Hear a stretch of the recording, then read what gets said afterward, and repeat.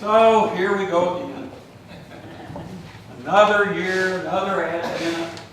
World's coming to an end. You heard it.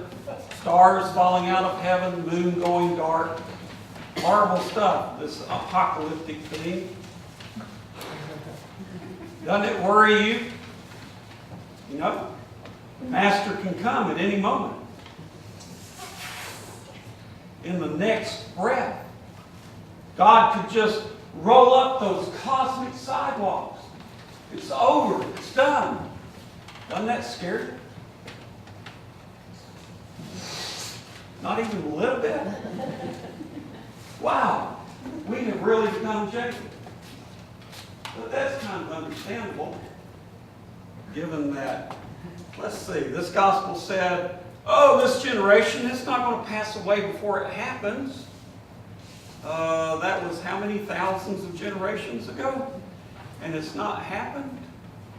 Gee, what is it with this apocalyptic stuff? Maybe we should just toss it. Apocalypticism can be cringe-inducing, like a balloon and a... Here you go. Like a balloon and a needle. And yeah, it's been thousands of generations, so, well, why worry about it? But the thing is, this gospel holds true. Apocalyptic events have the potential to happen in the next breath. Now, another thing that this gospel lesson does, it puts it in the context of suddenly. So, when that apocalyptic event happens, it's going to happen like that. I think apocalyptic events do happen that way. Some of them are very surprising. Some of them happen over 9 months. Did you catch that one? Some of them happen over 9 months. You know, Anthony Napoli and Monica, they had an apocalyptic event this past week on Tuesday. Birth of Brianna, a little girl. And you know that when a baby's born into a home, life changes.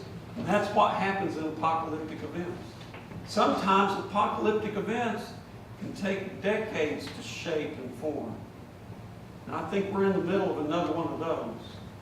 That's this financial stress that we're under right now globally.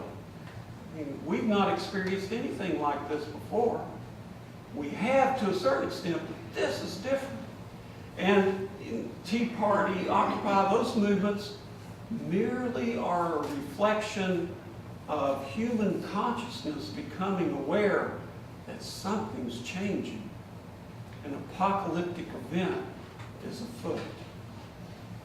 And then there are those events that do catch us suddenly, like the moment when the brake locks and the car goes skidding sideways. Or a lot of you probably experienced this one. You're skiing down the slope, you're getting ready to make that cut. It looks like a nice clean field of snow. And just underneath that nice snow, there's a big sheet of ice. And the edges of your skis just don't catch. And the world comes crashing down. See, apocalyptic events, they can be huge or they can be small. But this gospel holds a very important truth. And it's a truth that will determine whether or not the way we experience apocalyptic events will be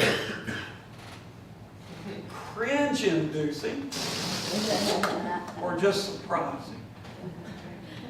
It's important to be awake. That's the point of this gospel lesson. Be awake. Be aware. So if an apocalyptic event happens upon you and me suddenly, we won't be thrown way out of balance by it. So when we do become aware of an unfolding apocalyptic event, like the financial changes that are happening around the globe at this moment, we become the potter's hands help shape a reality, a new reality fashioned after the love of God. Just one thing to remember this morning. It ended the gospel lesson. Keep awake.